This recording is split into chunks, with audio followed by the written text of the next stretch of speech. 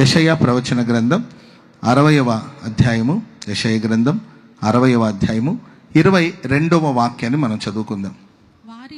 వారిలో ఒంటరి అయినవాడు 1000 మంది అవుతాడు. ఎన్నిక లేనివాడు ఓ బలమైన జనముగా మారుతాడు. యెహోవా నగు నేను తగిన కాలమందు ఈ కార్యములను త్వరపెడతాను. యెహోవా నగు నేను తగిన కాలమందు ఈ కార్యములను త్వరపెడతాను. ఈ ఆధునిక యుగంలో అంత వేగవంతంగా జరగాలి, త్వరగా చదువుకోవాలి, 10 ఏళ్ళు చదువుకునే చదువుని 5 ఏళ్ళలోనే చదివి పూర్తి చేయాలి అని తొందరపాటు కొందరికి. మాస్టర్ గారండి, టీచర్ గారండి, మా వాడు 3rd స్టాండర్డ్ చదువుతున్నాడు, ఏదైనా వీలుంటే ఒక్కసారి 3rd నుండి వాడిని 7th క్లాస్లో ఉంచగలుగుతారని అడిగే తల్లిదండ్రులు లేకపోలేదు. 10th లేకుండానే డైరెక్ట్ ఇంటర్ రాసేద్దాం అనుకున్న వాళ్ళు కొందరు, 10th నుండి డిగ్రీకి వెళ్ళిపోతే ఎలా ఉంటుందని కోరుకున్న వాళ్ళు కొందరు. అన్నీ త్వరితముగా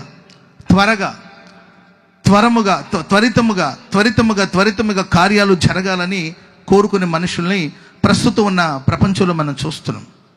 ప్రేమైన వారలారా, వాక్యం సెలవిస్తుంది, యెహోవా నగు నేను. ఒక కాలం రాబోతుంది, అది తగిన కాలం, అది నిర్ణయ కాలం, అది నిర్ణయించబడిన కాలం. ఆ కాలం వచ్చినప్పుడు ఆలస్యం చేయకుండా త్వరగా నా కార్యాలు నేను త్వరపెడతాను. చెప్పండి కూడా అందరూ గట్టిగా చెప్పండి, గట్టిగా హల్లెలూయా. నేను విశ్వసిస్తున్నాను, ఈ రాత్రి ఇక్కడ కూడి వచ్చిన మీ జీవితాలు ఏదో కార్యం ఆలస్యం జరుగుతూ వచ్చిందేమో. ఆలస్యానికి కారణం ఏంటో అర్థం కాని పరిస్థితుల్లో ఒకవేళ మీరు ఉన్నారేమో. ఈ కార్యం జరిగితే మంచిది, ఈ మేలు జరిగితే మంచిది, ఈ దీవెన నా సొంతమైతే మంచిది, ఈ ఆశీర్వాదకు నేను పాత్రుగా మార్చబడితే మంచిది, నా కుటుంబం త్వరగా రక్షించబడాలి అనే ఆశ, నా కుటుంబానికి క్షేమం కలగాలనే ఆశ, ఈ పరిచర్య త్వరలో అభివృద్ధి పొందాలనే ఆశ ఒకవేళ మీ జీవితాల్లో ఉండొచ్చేమో. కానీ ఏదో కారణాల వల్ల నిదానం ఆలస్యం జరుగుతూ వచ్చిందేమో. నేను విశ్వసిస్తున్నాను, ప్రభు వాక్యం ప్రభు బోధిస్తున్నారు, ప్రకటిస్తున్నారు, ఇక ఆలస్యం లేకుండా తగిన కాలమందు నా దేవుడు తన కార్యములన్నిటిని త్వరపెట్టునుగాక. ఆమేన్ చెప్పండి అందరూ గట్టిగా.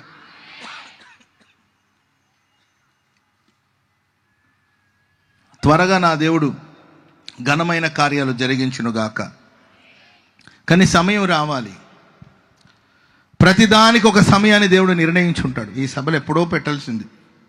పాస్టర్ గారు పలుసార్లు అడిగాడు, ఈ సభలు ఏర్పాటు చేయడానికి ఎప్పటి నుండో అడుగుతున్నారు. తగిన కాలం రావాలి, ఇప్పుడు దేవుడు దాన్ని నిర్ణయించారు.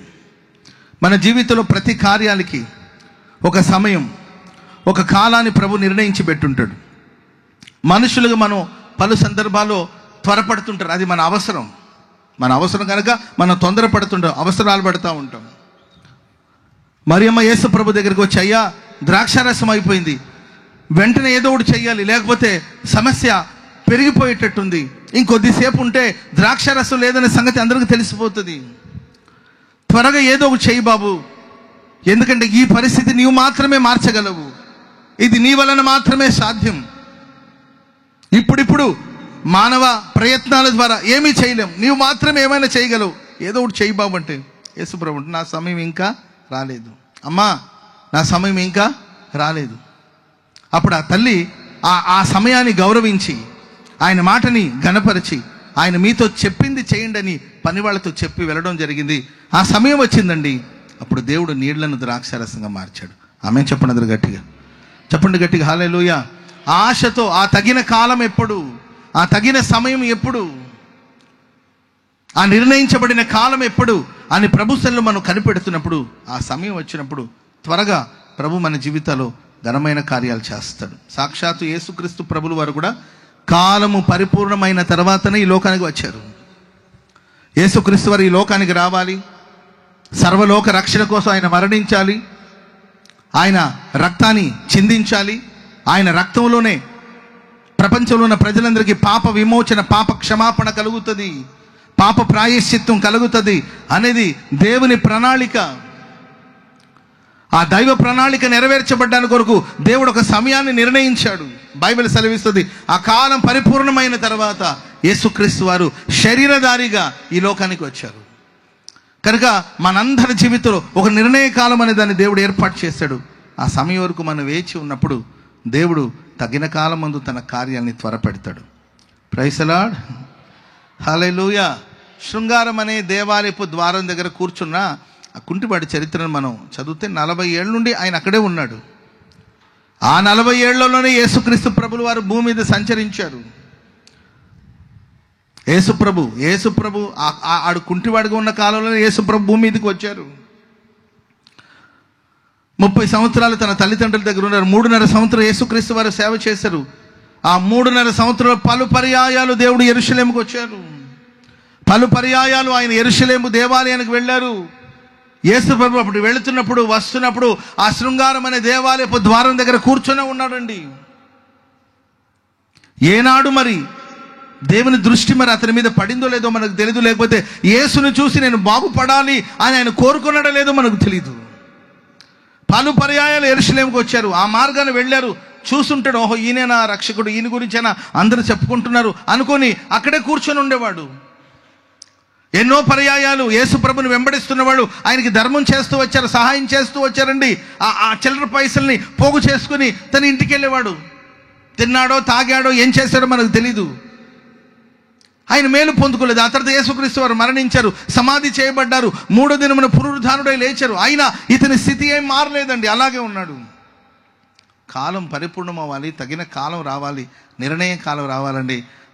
ఆ కుంటివాడు బాగుపడాలని దేవుడు నిర్ణయించిన ఆ నిర్ణయ కాలం వచ్చినప్పుడు అపోస్తులు దేవాలయానికి వెళుతున్నప్పుడు ప్రియులారా వారి దృష్టి అతని మీద పడింది. ఆ కుంటివాడు అపోస్తుల వైపు తేరి చూశారండి. అప్పుడు యేసునామాన్ని వాళ్ళు ఉచ్చరించారు. 40 ఏళ్ళ నుండి పుట్టినప్పటి నుండి కుంటివాడు వాడు దిగ్గున లేచి నడవడం ప్రారంభించాడు. చెప్పకూడదు మొదలు గట్టిగా హల్లెలూయా. నేను విశ్వసిస్తున్నాను, ఒక నిర్ణయ కాలం వచ్చిందండి, కాలం పరిపూర్ణమైంది. నా దేవుడు మీ జీవితంలో ఒక ఘనమైన కార్యం చేయాలని కోరుకుంటున్నాడు. ఖచ్చితంగా ఇక ఆలస్యం లేకుండా తన కార్యాలన్నీ కూడా మన జీవితంలో దేవుడు జరిగించునుగాక. ఒక 3 విషయాలు మీతో చెప్తాను నేను. తగిన కాలం వచ్చినప్పుడు దేవుడు మన జీవితంలో చేసే కార్యాలు ఏంటి అంటే, ఆ పై వచనాలు మనం చదివాం. ఏంటంటే, వారిలో ఒంటరి అయిన వాడు 1000 మందిగా మారుతాడు, ఎన్నిక లేనివాడు బలమైన జనముగా మారుతాడు. వారిలో ఒంటరి అయిన వాడు 1000 మంది అగును, ఎన్నిక లేనివాడు ఒక బలమైన జనముగా మారుతాడు. ఎన్నిక లేనివాడు, పేదవాడు, ఎన్నిక లేనివాడు, మనుషులెవరు అతన్ని గుర్తించరు, లెక్కలో కూడా లేడు ఆయన. కొన్నిసార్లు మన కుటుంబాల్లో కావచ్చు, మన సంఘంలో కావచ్చు, కనీసం మనుషుల దృష్టిలో కూడా ఉండరు వాళ్ళు. పలానా వాడు ఉన్నాడు అనే విషయం కూడా ఎవరు నోటీస్ చేయలేరు. ఫ్యామిలీలో ఒకడు ఉన్నాడే, ఇతడు కూడా మన కడుపున పుట్టినోడే కదా, ఇతను కూడా మనం పెంచిన వాళ్ళమే కదా, ఇతడు కూడా కుటుంబ సభ్యుడే కదా అని మనుషుల గుర్తింపులో వాళ్ళ జ్ఞాపకాల్లో కూడా లేని ఒక ఎన్నిక లేని స్థితిలో మనం బ్రతుకుతున్నామేమో. ప్రభు అంటాడు, ఆ ఎన్నిక లేని వాడిని ఒక బలమైన జనముగా ప్రభు చేస్తాడు. చెప్పండి కూడా దేవునికి స్తోత్రం చెప్పండి గట్టిగా. 22వ కీర్తన 6వ వచనం ఇలా రాయబడింది. 22వ కీర్తన 6వ వచనం గమనించండి. బైబిల్ ఉన్న వాళ్ళు ఖాళీ కూర్చోవడం కన్నా బైబిల్ని తెరిచి గమనించడం మంచిదే కదా. ఓకే. నేను నరుడను కాను, ఎవరంట? నేను నరుడను కాను, నేను పురుగును, నరుల చేత నిందించబడిన వాడిని, మనుషుల చేత ప్రజల చేత తృణీకరించబడిన వాడిని. నన్ను చూసిన వాళ్ళు పెదవులు విరుస్తారు, తల ఆడించుచు నన్ను అపహాస్యం చేశారు. చూడండి, అతను చూసి పెదాలు విరిచారంట, అతను చూసి తలను ఆడిస్తున్నారంట, ఆ తర్వాత అతను చూసి అపహాస్యం చేస్తున్నారంట. ఒక మనిషిని ఎగతాళి చేయాలంటే ఇన్ని రకాలుగా చేస్తారని ఈ వాక్యం చూస్తే నాకు అర్థమైంది. ఒక పర్సన్ని, ఒక వ్యక్తిని, ఒక ఫ్యామిలీని, ఒక సంఘాన్ని కించపరచాలంటే, అవమానపరచాలంటే ఇన్ని విధాలుగా అవమానపరుస్తారు. పెదాలు విరుస్తున్నారంట, అతను చూసాంలే బాబు అన్నట్లు తల ఆడిస్తున్నారంట. అపహాస్యం, హేళన. అతడు మాట్లాడినా హేళన, అతడు పాటలు పాడినా హేళన, అతడు నవ్వినా హేళన, వాడు కూర్చున్నా హేళన, అతని స్వరాన్ని వింటే హేళన, వాడు చేసిన పనిని చూస్తే హేళన, అతని కుటుంబాన్ని చూస్తే హేళన, వాళ్ళ పిల్లల్ని చూస్తే హేళన చేస్తున్నారంట. కారణం ఏంటంటే ఆయన అంటాడు, నేను నరుడను కాను, పురుగును. ఒకవేళ వాళ్ళు నన్ను మనిషిగా చూసుంటే నన్ను కొంచెం ఘనంగా చూసుండేవాడేమో. నేను నరుడను కాదు, వాళ్ళ దృష్టికి నేను పురుగును. వాళ్ళ దృష్టికి ఏంటి, నా దృష్టిలో కూడా నేను పురుగునే. పురుగు వంటి జీవితం నాది. ఒక పురుగుని ఎవడు పట్టించుకుంటాడు? ఒక పురుగుని ఎవరు దాన్ని పట్టించుకోరంటే, అవసరమైతే పట్టించుకుంటే ఒక పేపర్ని నూనెతో అద్ది ఆ పురుగులు ఎక్కడ ఉంటుంది అక్కడ కడతారనమాట. ఎందుకంటే దానిలో ఇరుక్కొని చావుమని. అర్థమైందండి? ఆ పేపర్కి అంటుకొని చావమంటారు తప్ప అసలు ఇది కూడా సృష్టిలో ఒక భాగమే కదా, పురుగులే కదా అని ఎవడు పట్టించుకుంటాడు? భక్తుడు అంటే నన్ను ఎవడు నరుడుగా చూడలేదు, నేను నరుడను కాదు, నేను పురుగును. నరుల చేత నిందించబడిన వాడు. నరులు నన్ను నిందిస్తూ ఉన్నారు, ప్రజలందరి చేత తృణీకరించబడిన వాడును. ప్రియమైన వాళ్ళారా, ఈ రాత్రి ఈ సభలో కూడి వచ్చిన మీరే కావచ్చు, అండ్ లైవ్ ద్వారా కార్యక్రమాన్ని వీక్షించే వాళ్ళు ఎవరైనా కావచ్చు, మనుషులు మిమ్మల్ని నిందిస్తున్నారా? మిమ్మల్ని తృణీకరిస్తా అంటారండి. అన్నయ్య, కూరలో కరివేపాకు తీసినట్లు తీసి పక్కన పడేస్తారు. అటున్నప్పుడు మరి కరివేపాకు ఎందుకు తెచ్చుకోవడం? అర్థమైందండి? ఎట్టు తీసి పక్కన పెట్టేస్తున్నప్పుడు కరివేపాకును కొనుక్కో రావడం ఎందుకు? దాన్ని నీళ్లలో శుభ్రం చేసుకోవడం ఎందుకు? ఒక ప్లాస్టిక్ కవర్లో పెట్టి ఫ్రిడ్జ్లో పెట్టడం ఎందుకు? అర్థమైందండి? కూరలో వేసి మళ్ళీ తీసి పక్కన పెట్టడం ఎందుకు అంటూ ఉంటారు. కూరలో కరివేపాకులాగా నన్ను తీసేస్తున్నారు అన్న అనేవాళ్ళు కొందరండి. అపహాస్యం చూసి పెదాలు విరవడం, ఆ చూసాంలే అయ్యా, ఏడ్చినట్టుందిలే అన్నట్టు అవమానపరిచేవాడు ఉంటుంది. ఎందుకంటే మన స్థితి, నేను నరును కాదు, పురుగును. ఒక తృణీకరించబడిన జీవితం, ఒక బలహీనమైన ఘటం, మనుషుల చేత తిరస్కరించబడిన జీవితం, మనుషులందరి చేత అవమానపరచబడే జీవితంలో వాళ్ళని ఉన్నవేమో. మీరు చూడండి, మనుషులు అంతే. మనం రిచ్గా ఉన్నప్పుడు మనల్ని పిచ్చిగా అభిమానిస్తారు. Praise the lord. మనం రిచ్గా ఉన్నామనుకోండి, మనల్ని పిచ్చిగా అభిమానిస్తారు. ఆ రిచ్నెస్ అనేది మనలో నుండి పోయిందనుకోండి, ఎవడో ఈ పిచ్చోడు అనుకొని పక్కన పడేస్తారు. యోబు ఒకప్పుడు సంపన్న స్థితిలో ఉన్నాడు, సమృద్ధిగా ఉన్నాడు, నలుగురికి మేలు చేస్తున్నాడు, ప్రయోజనకరంగా ఉన్నాడు, అదృష్టవంతుడని అందరూ పిలుస్తున్నారు, పిల్లలు తన చుట్టూ ఉన్నారండి. తను అడుగుపెట్టిన ప్రతి అడుగులో నేతిలో పడ్డట్టు అనిపించేది. అంటే ఏ వంట చేసినా నేతి వంటలు తిన్నాడు ఆయన. నేతితో చేయబడిన ఫుడ్ ఆయనకి. Praise the Lord. అందరూ అతను చూసి అదృష్టవంతుడు అని చెప్పుకున్నారు ఒకప్పుడు. కానీ ఒకే రోజు తను పొందుకున్న ఘనత కావచ్చు, తన ఆరోగ్యం కావచ్చు, తన ఫ్యామిలీ కావచ్చు, తన డబ్బు కావచ్చు, అన్నీ పోగొట్టుకుని రోడ్డు మీద నిలబడ్డాడు. అంతకుముందు వాళ్ళ ఇంట్లో పనిచేసిన వాళ్ళు కొంతమంది ఉన్నారు. ఆయన ఏది బాగా బతికినప్పుడు పనిచేసిన వాళ్ళు కొంతమంది ఉన్నారు. వాళ్ళని పిలిచి ఏరా రే నానా, ఏమ్మా మునమ్మా, ఏమ్మా నిన్నేనమ్మా అంటే వినబడక కాదు, వినబడినట్లు పోతున్నారు అనమాట. ఏమ్మా నిన్నేనమ్మా అంటే ఎటువంటి వినబడినట్టు పోతుంటే ఎవరో చూస్తే, ఏమ్మాయి ఆయన ఎవరో పిలుస్తున్నాడు చూడంటే, ఆయన వెళుతూనే ఉంటాడులే, ఆయన పని పట్టలేదు కానీ నువ్వు ఊకో, నీకెందుకో అని పోతుందంట. ఆయన ఎవరో చాలాసేపు నుండి అరుస్తున్నాడు చూడమ్మా, చాలాసేపు నుండి ఆయన ఎవరో బిచ్చగాడిలాగా ఉన్నట్టున్నాడు, ఆయన ఎవరో అరుస్తున్నాడు చూడచ్చు అంటే ఎటువంటి వినబడినట్టు వెళ్ళారంట. కారణం ఏంటంటే ప్రియులారా, తృణీకరించబడిన జీవితం. Praise the lord. బైబిల్ సెలవిస్తుంది, ఆ ఎన్నిక లేని వారిని దేవుడు బలమైన జనముగా చేస్తాడు. చప్పట్లు కూడా మొదలు గట్టి హల్లెలూయా. యాకోబు తన పత్రిక రాస్తూ అదే చెప్తాడండి. ఏంటంటే విలువైన బంగారపు ఉంగరాన్ని ధరించుకుని, ప్రశస్తమైన వస్త్రం ధరించుకుని కొందరు నీ దగ్గరకు వస్తారు. అండ్ పేదవాళ్ళు మురికి వస్త్రం ధరించుకున్న వాళ్ళు మీ దగ్గరకు వస్తారు. అప్పుడు మీ ట్రీట్మెంట్ ఎలా ఉంటుంది? మీరు వాళ్ళని ఎలా గమనిస్తారంటే, విలువైన వస్త్రాలను ధరించుకొని, బంగారం ఉంగరం ధరించుకున్న వాళ్ళని సరే మీరు ఇక్కడ కాదంటే మీకు అక్కడ స్పెషల్గా ఏర్పాటు చేస్తారు, మీరు అక్కడికి వచ్చి కూర్చోండి అని వాళ్ళని ఓ ప్రత్యేకంగా చూస్తారు. ఎక్కడో కాదు, సంఘంలో జరిగే విషయాన్ని యాకోబు తన పత్రికలు రాస్తున్నాడు. డబ్బున్న వాళ్ళు, ఘనంగా ఉన్నవాళ్ళు, పేరు ప్రఖ్యాతులు సంపాదించిన వాళ్ళని మీరు వాళ్ళని చూసే విధానం వేరుగా ఉంటుంది. వాళ్ళని ప్రశస్తమైన స్థలంలో అక్కడ కాదు సార్ మీరు ఇక్కడ కూర్చోండి అని వాళ్ళని విలువగా చూస్తారు. అదే సహోదరులు ఒకడు మురికి వస్త్రమును ధరించుకుని వచ్చినప్పుడు, నీవేంది ఇక్కడికి వచ్చావు, అటు నిలబడు అన్న, ఎక్కువసేపు నిలబడలేని కాళ్ళను వస్తుందంటే అక్కడ నిలబడకపోతే నా కాళ్ళ దగ్గర కూర్చో, అంతేగాని అని భేదాభిప్రాయాలు చేస్తారంటే లోకపు తీరు అలాగే ఉంది. కొన్ని చోట్ల సంఘపు తీరు కూడా అలాగే ఉంటుంది. మనుషుల విధానాలు అలాగే ఉంటున్నాయి. అయితే బైబిల్ చెప్తుందండి, మనం ఆరాధించే దేవుడు ఎన్నిక లేని వాడిని బలమైన జనముగా చేస్తాడు. చప్పట్లు కొడదాం అందరు గట్టిగా, గట్టి గట్టి గట్టి గట్టిగా హల్లెలూయా, గట్టిగా హల్లెలూయా. ఈరోజు ఎన్నిక లేనివాడుగా, మనుషులు నిన్ను గుర్తించలేని స్థితిలో, మనుషులు నిన్ను చిన్న చూపు చూస్తూ, నీవు నా కాళ్ళ దగ్గర పడి ఉండాలి, నీవెట్టుంటావో చూస్తాను, నీవెట్ట బతుకుతావో చూస్తాను, ప్రైజ్ ది లార్డ్ అని నిన్ను చిన్న చూపు చూసి తృణీకరంగా మాట్లాడుతున్నారా? ఓ రోజు రాబోతుంది, ఓ సమయం రాబోతుంది, ఒక కాలం రాబోతుంది, అది నిర్ణయ కాలం. ఆ నిర్ణయ కాలం నా దేవుడు ఎన్నిక లేని నిన్ను ఒక బలమైన జనముగా ప్రభు మార్చబోతున్నాడు. ఒక బలమైన జనముగా మార్చబోతున్నాడు. ఒక గొప్ప జనముగా ప్రభు నిన్ను మార్చునుగాక. గొప్పగా నా దేవుడు నిన్ను ఆశీర్వదించునుగాక. హల్లెలూయా.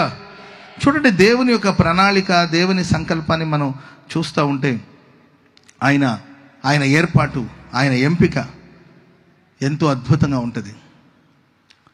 ఎన్నిక లేని వారిని ప్రభు ఏర్పాటు చేసుకుంటాడు.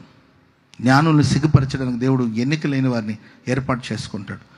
పరిశుద్ధ గ్రంథంలో ప్రియులరా, బలమైన జనముగా కొందరిని దేవుడు మార్చినట్లు మనం చూస్తాం. సో ఎందుకు దేవుడు వాళ్ళని బలముగా మార్చాడు, బలమైన జనముగా మార్చాడంటే, ద్వితీయోపదేశకాండం 26వ అధ్యాయం 5వ వచనం త్వరగా చదవండి. ద్వితీయోపదేశకాండం 26వ అధ్యాయము 5వ వాక్యం. నీవు నా తండ్రి నశించుచున్న అరామీ దేశస్థుడు అతడు ఐగుప్తునకు వెళ్ళెను. అతడు ఐగుప్తు దేశానికి వెళ్ళాడు. కొంతమందితో ఆయన అక్కడికి వెళ్ళాడు. పరవాసి అయి గొప్పదియు బలమైనదియు విస్తారమైన. ప్రియులారా, ఇది యాకోబుని గురించి రాయబడిన మాట. ఆయన ఐగుప్తు దేశానికి వెళ్ళినప్పుడు ఒక ఎన్నిక లేని జనముగా ఆ దేశానికి ఆయన వెళ్ళడం జరిగింది. చాలా చిన్న సమూహంగా అక్కడికి వెళ్ళి చేరాడు. కానీ దేవుడు గొప్పదియు బలమైనదియు ఘనమైన ఒక విస్తారమైన జన సమూహంగా దేవుడు యాకోబుని ఆశీర్వదించాడు. స్తోత్రం చెప్పడం గట్టిగా. ఒక చిన్న సమూహంగా. వాక్యంలో ఇలా రాయబడిందండి, లెక్కకు ఇశ్రాయేలు ప్రజలు గొప్ప జనమని దేవుడు వాళ్ళని ఏర్పాటు చేసుకోలేదు. ఆ జన సమూహం ఏదో గొప్ప జనమని ఏర్పాటు చేసుకోలేదు. ఈరోజు నన్నైనా నిన్నైనా ప్రభు ఏర్పాటు చేసుకున్నాడంటే మనం ఏదో ఒక బలమైన జనమని ప్రభు ఏర్పాటు చేసుకోలేదు. లెక్కకు చూస్తే చాలా కొంచెమే, చాలా చిన్న సమూహమే యాకోబు కుటుంబం. కానీ దేవుడు ఆ యాకోబును ప్రేమించి చేసిన నిబంధనను దేవుడు జ్ఞాపకం చేసుకుని ఐగుప్తు దేశంలో ఒక బలమైన జనముగా ప్రభు ఆశీర్వదించాడు. ఈ ప్రశస్త రాత్రి నా దేవుడు నిన్ను ప్రేమించి నిన్ను బలమైన జనముగా ప్రభు మార్చునుగాక. ఆమెన్ చెప్పండి అందరు గట్టిగా. ఆయన ఎవరినైతే ప్రేమిస్తాడో వాళ్ళని దేవుడు విస్తరింపచేస్తాడు. ఆయన ప్రేమకు ఎవరైతే పాత్రులుగా మారతారో వాళ్ళని దేవుడు విస్తరింపచేస్తాడు. గిద్యోను అంటాడు కదండి, మనషే గోత్రంలో నేను మా కుటుంబం చాలా కనిష్టమైన కుటుంబం, మా కుటుంబంలో నేను చాలా కనిష్టమైన వాడిని, నన్ను ఏర్పాటు చేసుకోవడం ఏంటి ప్రభువా? స్తోత్రం చెప్పండి అందరు గట్టిగా. హల్లెలూయా, హల్లెలూయా. నన్నెలా ప్రేమించా మనసాయను, నీ ప్రేమ నాలో ఉదయించగా, నా కొరకు సర్వము సమకూర్చెనే. నీ ప్రేమ నాలో ఉదయించగా, కొరకు సర్వము సమకూర్చెనే. నన్నెలా ప్రేమించ మనసాయను, నీ మనసెంతో మహోన్నతము. కొంతైన నీ రుణము తీర్చేదెలా, నీవు లేక క్షణమైన బ్రతికేదెలా. తిరిగి నలిగిన మనసుతో నిన్నే సేవించేదానా యజమా. హల్లెలూయా. నన్నెలా ప్రేమించే మనసు ఆయన. ప్రియులారా, ప్రభు మనల్ని ప్రేమించాడు. ఆయన ప్రేమే. మన భక్తి కాదు, మన శక్తి కాదు, మన జ్ఞానం కాదు, మన తెలివి కాదు. నా శక్తితో నా సామర్థ్యంతో ఈ స్థితికి వచ్చానని అనుకోవద్దు. ఆయన మనల్ని ప్రేమించాడు కనుక ఆయన ప్రేమే. దేవుడు అంటాడు, ఓ గొప్ప జనమని నేను ఏర్పాటు చేసుకోలేదు, లెక్కకు చూస్తే చాలా కొద్దివారే. ఆయన మనల్ని ప్రేమించాడు గనక, ఆయన మన పూర్వీకులతో మన పితరులతో చేసిన నిబంధనను జ్ఞాపకం చేసుకున్నాడు గనక ఆయన మనల్ని ఎన్నిక లేని వారిని బలమైన జనముగా చేశాడని వాక్యం సెలవిస్తుంది. యూదా బెత్లెహేమ, యూదా ప్రధానుల్లో చాలా స్వల్పమైన అల్పమైన గ్రామం. ఇశ్రాయేలు ఏలుబోవాడు నీళ్ళ నుండి వస్తాడు. ఆమేన్ చెప్పండి అందరు గట్టిగా. బెత్లెహేం అనే గ్రామం చాలా చిన్నది, మన రావెల్లాగా. రావెల్ పెద్దదేనా? తిరిగి చూస్తే కదా తెలిసేదానికి. నాకు ఈ ఊర్లో తిరిగిన వాళ్ళకి తెలియాలి. ఒక చిన్న గ్రామం, అక్కడ ఎక్కువ గొర్రెల కాపరులు ఉండేవాళ్ళు. అది పెద్ద సిటీ ఏం కాదు, గుంటూరు విజయవాడ లాగా పెద్ద సిటీ ఏం కాదు. అది ఒక చిన్న కుగ్రామం. యూదా బెత్లెహేం చాలా కుగ్రామం, చిన్న గ్రామం, అల్పమైన గ్రామం. అక్కడ గొర్రెల కాపరులు గొర్రెలు కాచుకుంటుండేవాళ్ళు. అలాంటి ఒక గ్రామం. ఇప్పటికి కూడా బెత్లెహేంకి వెళ్తే ఓ రోజులు మొత్తం పట్టణం అంతా తిరిగి వచ్చేయచ్చు మనం. అలాంటి చిన్న గ్రామం అది. ప్రపంచాన్ని పాలించే దేవుడు, యూదులను పరిపాలించే లోక రక్షకుడైన క్రీస్తు ప్రభుల వారు ఆ యూదా బెత్లెహేమును ప్రేమించి, ఆ యూదా బెత్లెహేములో పుట్టడం వలన ఈరోజు ఆ యూదా బెత్లెహేం అనేది అనేకులకు ఆశీర్వాదకరంగా మారడం కాదు. ఈరోజు అనేకులు యూదా బెత్లెహేమా బెత్లెహేమా బెత్లెహేమా అని పాడుతున్నారు. ఈనాటి కూడా లక్షలాది మంది ప్రజలు ఆ యూదా బెత్లెహేంకి వెళ్ళి యేసుక్రీస్తు వారు ఎక్కడైతే జన్మించారో, ఆయన ఎక్కడైతే ఉంచారో ఆ చోట నిర్మించబడిన మందిరాలు ప్రార్థన చేసుకుంటున్నారు. లక్షలాది మంది ప్రజలు ప్రపంచవ్యాప్తంగా ఉన్న వాళ్ళందరూ కూడా క్రీస్తును ప్రేమించే వాళ్ళు ఆ ప్రాంతానికి వచ్చి దర్శించి వెళుతున్నారు. అంటే ఆ బెత్లెహేం అనేది ఒక చిన్న కుగ్రామం. ఆ గ్రామాన్ని ప్రభు ప్రేమించి గణపరిచి ఆశీర్వదించాడు. ఈ రాత్రి నిశ్చయంగా రక్షకుడైన క్రీస్తు ప్రభుల వారు నీ హృదయంలో ఉదయించాడు. ఒక ఎన్నిక లేని స్థితిలో ఉన్నావేమో, ఆయన నిన్ను ప్రేమిస్తున్నాడు గనక నిశ్చయముగా నేను ఒక బలమైన జనముగా ప్రభు మార్చబోతున్నాడు. ఒక బలమైన జనముగా ప్రభు నిన్ను మార్చబోతున్నాడు. ఎక్కడైతే అవమానాల పాలయ్యావో అక్కడ ఒక బలమైన వ్యక్తిగా ప్రభుని నిలబెట్టబోతున్నాడు. చప్పట్లు కొడుతూ దేవునికి స్తోత్రం చెప్పండి. గట్టి గట్టి గట్టిగా హల్లెలూయా చెప్పండి. గట్టిగా హల్లెలూయా. ఒకటి, ఆయన ప్రేమ మనల్ని బలమైన జనముగా చేస్తుంది. రెండవదిగా ఆదికాండంలో 18వ అధ్యాయం, ఆదికాండం 18:17 వాక్యం. ఆదికాండం 18వ అధ్యాయం. యెహోవా నేను చేయబోవు కార్యము అబ్రహామునకు దాచెదనా, నేను చేయబోవు కార్యాలు అబ్రహాముకు నేను దాచెదనా. అబ్రహాము నిశ్చయముగా బలము గల గొప్ప జనము, అబ్రహాము నిశ్చయముగా బలమైన జనముగా మార్చబడతాడు. అతని మూలముగా భూమిలో ఉన్న సమస్త జనులు ఆశీర్వదించబడతారు. ఓకే, ఎట్లనగా యెహోవా అబ్రహామును గూర్చి చెప్పినది అతనికి కలుగు చేయనట్లు తన తర్వాత తన పిల్లలను తన ఇంటి వారును నీతి న్యాయములు జరిగించు, తన తర్వాత తన సంతతి తన సంతానం వాళ్ళు నీతి న్యాయములను జరిగించుచు యెహోవా మార్గమును గైకొనుటకు అతడు వారికి ఆజ్ఞాపించినట్లు నేను అతడు ఎరిగి ఉన్నాను. స్తోత్రం చెప్పండి అందరు గట్టిగా. నిశ్చయముగా అబ్రహాం ఒక బలమైన జనముగా మారుతాడు. అబ్రహాం చరిత్ర చూస్తే దేవుడు నీ స్వదేశాన్ని, నీ తండ్రి ఇంటిని, నీ కలిగిన సమస్తాన్ని విడిచిపెట్టి బయలుదేరి రమ్మన్నప్పుడు బయలుదేరి వచ్చేసారు. ఒక చిన్న సమూహంగానే. ఎలాంటి సిచ్యువేషన్లో ఆయన ఉన్నాడంటే, ప్రేమైన వల్ల తన భార్యను తను కాపాడుకోలేని నిస్సహాయపు స్థితిలో ఉన్నాడు అబ్రహాం. ఏ పట్టణానికి వెళ్ళినా, ఏ దేశానికి వెళ్ళినా, పరదేశి కాదండి, పరదేశిలాగా ప్రయాణం చేస్తుంటే ఏ పట్టణానికి వెళ్ళినా అతని గుండెలో భయం ఏంటంటే, కనీసం తన భార్యను కూడా అతను కాపాడుకోలేకపోతే ఇంకెందుకండి, తన భార్యను కూడా ఆయన రక్షించుకోలేని నిస్సహాయపు స్థితిలో. అందుకొరకే ఏ పట్టణానికి వెళ్ళినా నువ్వు నా చెల్లివని చెప్పు. ఎందుకంటే భార్య అని తెలిస్తే ఒకవేళ నీకు ఏదైనా హాని తలపెడతారు, నన్ను కూడా చంపేస్తారు. దేవుని చేత పిలువబడినవాడు, దేవుని చేత ఏర్పరచబడినవాడు, దేవుని కొరకు సమస్తాన్ని విడిచి వచ్చినవాడు. ఎందుకు భయం అంటే సంఖ్య తక్కువ అండి. స్తోత్రం చెప్పండి అందరు గట్టిగా. క్రైస్తవ సమాజమా, సంఖ్య తక్కువగా ఉన్నప్పుడు భయం ఉంటుంది. ఎందుకంటే అవతల వాళ్ళు బలవంతులు, వాళ్ళకి దేశం ఉంది, వాళ్ళు దేశం స్థిరపరచబడిన వాళ్ళు, దేశంలో స్థిరపరచబడిన వాళ్ళు బలవంతులు, పేరుంది, డబ్బు ఉంది, ఖ్యాతి ఉంది, సైన్యం ఉంది, వాళ్ళు ఏమైనా చేయగలుగుతారు. ఉన్నది లేనట్టుగా, లేనిది ఉన్నట్టుగా చేయగలిగిన సామర్థ్యం వాళ్ళకు ఉంది. కానీ అబ్రహాముకు ఆ సామర్థ్యం లేదు. ఎందుకంటే దేశాన్ని విడిచి వచ్చాడు.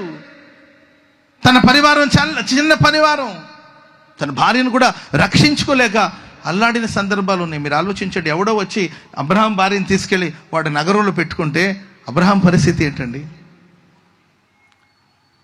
ఏది వస్తుందని బహుగా భయపడ్డాడు, అదే వచ్చిందండి. ఓ రాజు, ఆ దేశాన్ని పరిపాలించే రాజు వచ్చేసి శారమ్మని తీసుకెళ్ళి రాజనగరంలో పెట్టుకున్నాడండి. ఆ ప్రాకారం చుట్టూ తిరుగుతున్నాడు. ఎట్లా నా భార్య నేను కాపాడుకోవాలి? ప్రార్థన చేస్తాడు, దేవా నిన్ను ఆశీర్వదించేవారు నేను ఆశీర్వదిస్తానన్నావు కదా, నిన్ను దూషించేవారిని నేను శపించేవారు శపించబడతారని రాయబడింది కదా, నా కుటుంబం నేను కాపాడుకోలేకపోతున్నాను, కన్నీళ్లు పెట్టుకున్న సందర్భాలు ఉన్నాయి. ఆ కన్నీళ్లు చూసి దేవుడు రాజును గద్దించి శారాన్ని దేవుడు అబ్రహాంకి అప్పచెప్పారు. చెప్పట్లు కూడా అందరూ గట్టిగా గట్టిగా గట్టిగా హల్లెలూయా. అలాంటి ఒక పరిస్థితిలో ఆరంభించబడింది అబ్రహాం జీవితం. యాకోబు కూడా చిన్న కుటుంబమే యాకోబుది, 70 మంది. యాకోబు కూడా భయపడిన సందర్భాలు, పిల్లలు అప్పుడప్పుడు పొరపాట్లు చేసినప్పుడు ఆ పట్టణంలో భయపడిపోయాడు. వాళ్ళందరూ నాకు వ్యతిరేకంగా లేస్తే, ఈ చుట్టుపక్కల వాళ్ళు వ్యతిరేకంగా లేస్తే నేను ఏం చేయగలుగుతానని భయముతో వణుకుతో, ప్రతి అడుగు భయంతో వణుకుతూ సాగిన సందర్భాలు. కానీ బైబిల్ సెలవిస్తుంది, అబ్రహాము నిశ్చయముగా బలమైన జనం అవుతాడు. ఆమెన్ చెప్పండి అందరు గట్టిగా, చెప్పండి గట్టిగా హల్లెలూయా. ఎందుకు బలమైన జనం అవుతాడంటే, తన పిల్లలు నీతి న్యాయాన్ని జరిగించినట్లు నా మార్గాన్ని వారు అనుసరించి గైకొనేటట్లుగా ఆజ్ఞాపిస్తాడు. ప్రేమైన వాళ్ళరా, మన ఒక బలమైన జనముగా ఉండాలంటే మనం ఫాలో అవ్వాల్సింది కూడా కొన్ని ఉంటాయి కదండి. మన పిల్లలకి మనం నీతి న్యాయాలను నేర్పాలి. ఏం నేర్పాలండి? చెప్పాలి. ఏమి నేర్పించాలి? నీతి న్యాయాలు, క్రమశిక్షణ. నాకు ఒక టీచర్ చెప్పారు, ఒక టీచర్ గారు చెప్పిన విషయం ఏంటంటే, వాళ్ళ పేరెంట్స్ పిల్లలు మాటినకపోతే స్కూల్ నుండి పేరెంట్స్కి ఫోన్ చేస్తారు కదండి. పేరెంట్స్ ఫోన్ చేసి, సార్ కొంచెం అర్జెంటుగా రావాలి, మీ బాబు విషయంలో మేము మాట్లాడాలి, కొంచెం అర్జెంటుగా రమ్మంటే హడావుడిగా ఆయన బండి వేసుకుని ఒక గంటలో వచ్చాడంట. వచ్చిన వెంటనే ఏమైందండి చెప్పండి అంటే, అప్పుడు ఆ టీచర్ గారు చెప్పారంట, ఏమండి మీ బాబు ఎగ్జామ్లో పక్కన వాళ్ళది కాపీ కొట్టి రాస్తూ ఉన్నాడండి. ఆ పక్కన వాడు ఏం రాశాడో యాజ్ ఇట్ ఈస్ దించేశాడండి. మరి వాడికి ఏదో కొనిచ్చినట్టున్నాడు వీడు. అర్థమైందండి? వాడికి మరి పిజ్జాలు కొనిచ్చాడో, బర్గర్లు కొనిచ్చాడో, లేకపోతే వాడికి ఏదైనా ఏంటండి సహాయం చేశాడేమో. ఆడ పేపర్లో ఉన్నది మొత్తం యాజ్ ఇట్ ఈస్కి దించేశారండి. కాబట్టి తప్పు కాదండి, సో మీ బాబు కొంచెం చెప్పండి అంటే, వాళ్ళ నాన్న అంటాడంట, దీనికోసం నన్ను తొందరపడి పిలిపించారు, దీనికోసం అంత కంగారు పడి నన్ను పిలిపించకపోతే ఏముందండి, అదంతా కామనే కదా. పిల్లలన్న తర్వాత ఒకరికొకరు హెల్ప్ చేసుకోవాలి. ఇది కూడా తప్పేనా అండి? మీరు కాపీ కొట్టకుండానే పాస్ అయ్యి మీరు టీచర్ స్థాయికి వచ్చారని ఆడు నాకు బోధ చేస్తున్నాడండి. ఇంక ఇలా ఉంటే మనం ఏం చెప్పగలుగుతాం అన్నయ్య? ఒక బలమైన జనముగా మారాలంటే నీవు దేవుని ప్రేమకు పాత్రుడుగా మారాలి. నీవు ఒక బలమైన జనముగా మారాలంటే నీ పిల్లలకి క్రమశిక్షణ నేర్పించాలి, నీ పిల్లలకి దేవుని వాక్యాన్ని బోధించాలి. Praise the Lord. ద్వితీయోపదేశకాండం 6వ అధ్యాయం 6వ వచనం ఇలా రాయబడి ఉంటుంది, చదవండి. ద్వితీయోపదేశకాండం 6వ అధ్యాయం 6వ వచనం. నేడు నేను నీకు ఆజ్ఞాపించు ఈ మాటలు, నేడు నేను నీకు ఆజ్ఞాపిస్తున్న ఈ మాటలన్నిటినీ హృదయములో ఉండవలెను, నీ హృదయంలో ఉండాలి. నీవు నీ కుమారులకు వాటిని అభ్యసింపచేసి, నీ కుమారులకు దాన్ని అభ్యసింపచేసి, నీ ఇంట్లో కూర్చున్నప్పుడు, త్రోవలో వెళుతున్నప్పుడు, పండుకున్నప్పుడు, లేచినప్పుడు వాటిని గురించి మాట్లాడతాం. అంటే మనం కూర్చున్నా నిలబడినా ముందు దేవుని వాక్యాన్ని మన హృదయంలో నింపుకొని, కూర్చున్నా నిలబడినా దేవుని వాక్యాన్ని బోధిస్తుండాలి. ఆమెను చెప్పండి అందరు గట్టిగా. మనం ఏం మాట్లాడుతాం పిల్లలతో? మన ఫ్యామిలీలో ఏది మనం ధ్యానిస్తున్నాము? ఈరోజు ఎందుకు నీవు అభివృద్ధి పొందలేని స్థితిలో ఉన్నావు? ఎందుకు బలమైన జనముగా మారలేని దుస్థితి? ఎక్కడేసిన గొంగళి అక్కడే ఉన్నట్టు, తరాలు మారుతున్నా, రోజులు మారుతున్నా, కాలాలు మారుతున్నా, ఎన్నిక లేని స్థితిలోనే ఉన్నావు, ఒంటరిగానే మిగిలిపోతున్నావు.